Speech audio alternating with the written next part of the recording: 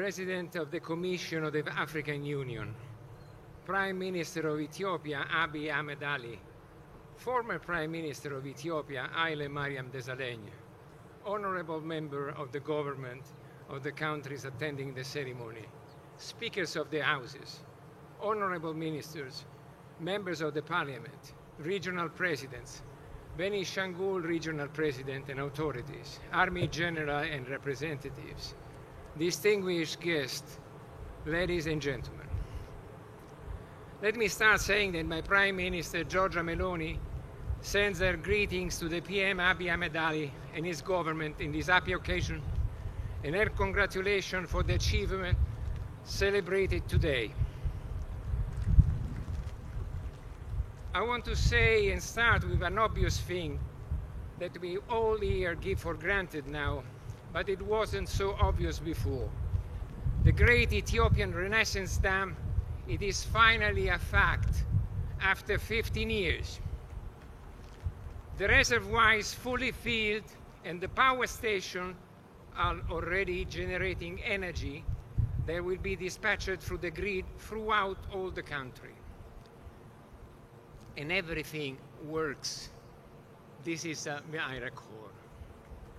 This is fantastic. A dream came true for me and for the nation. How proud can I be today?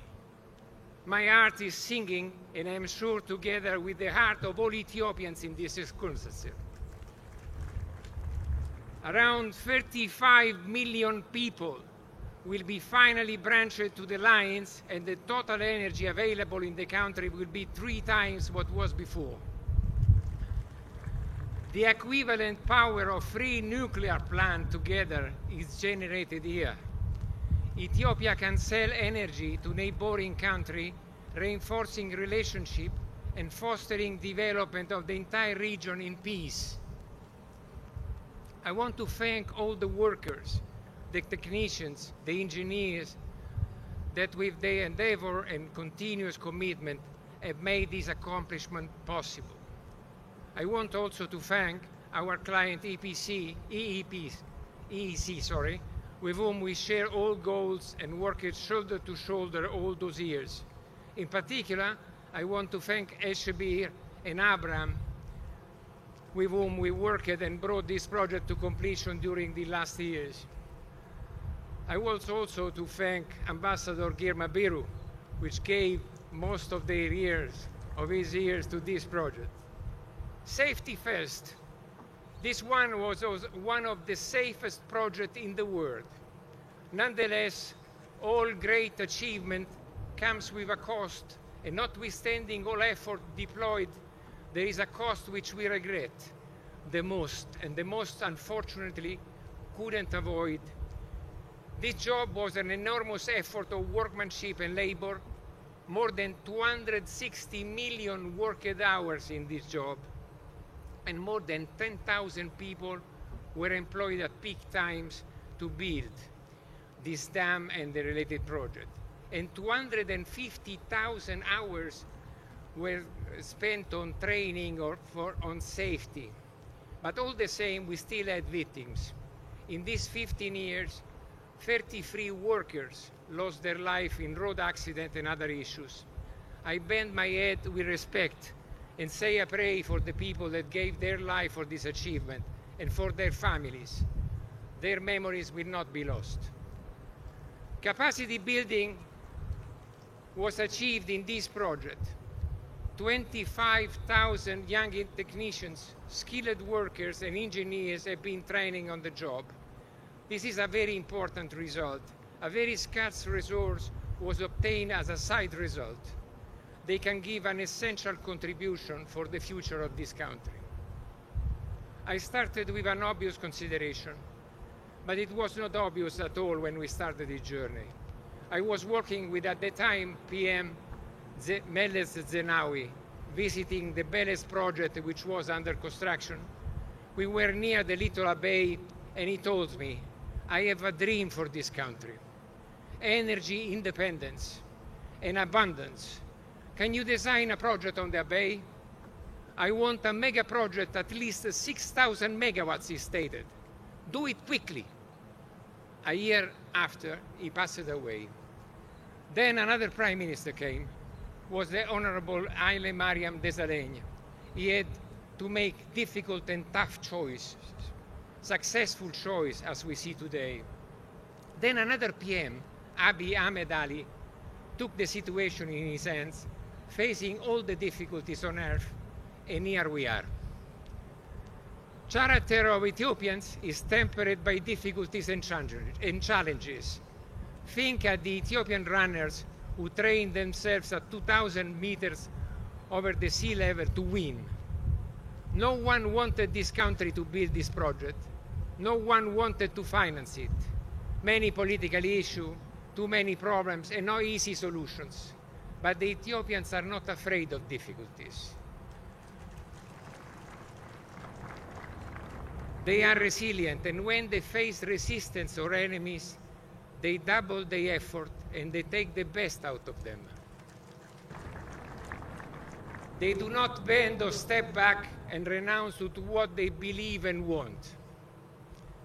Ethiopia did this project against all the difficulties, against all the opponents, against all the challenges with its own resources. The Commercial Bank of Ethiopia financed it, and citizens did their part purchasing a bond issued expressly. It was my dam, was the mantra they said. And this is it. It is their dam. They were opponents and fears. Now that the dam reservoir is completely filled, we have demonstrated with facts what was before fruit of estimate and calculation, not harm or damage to the water flow in the downstream countries. Aswan Dam Reservoir, it is at its maximum level contemporaneously as the Gerd Reservoir is full. I want to pay a little tribute to my father, which gave all his life and his love to this country, and to Pietrangeli, which is the father of many of the projects that we did in this country. I arrived in Ethiopia in the 60s.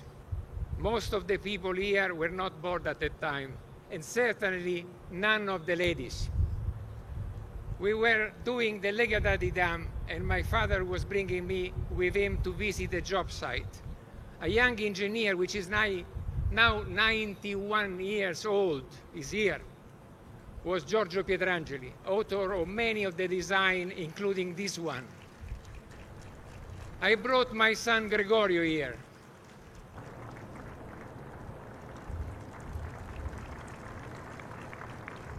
Bravo, Giorgio. I brought my son Gregorio here to continue the tradition. My father, my grandfather, before me, and now my son. We started the Legadadi with Haile Selassie, and now we are here with you, Mr. Prime Minister, and we delivered this project. There was a time in which I came here and Addis Ababa was dark. There was no light, power shed every day, and there was no light for the people. Now it was a nation into the darkness. Now there is light everywhere. Now Ethiopia can sell energy to the neighboring country. You imagine that? I read about the golden of Ethiopia. But the golden of Ethiopia is not the metal, the precious thing, but it's the water that we have above the sea level on the islands, and is the white oil, is clean and sustainable. No one else has this luck. We built and originate and design a large part of the project of the country.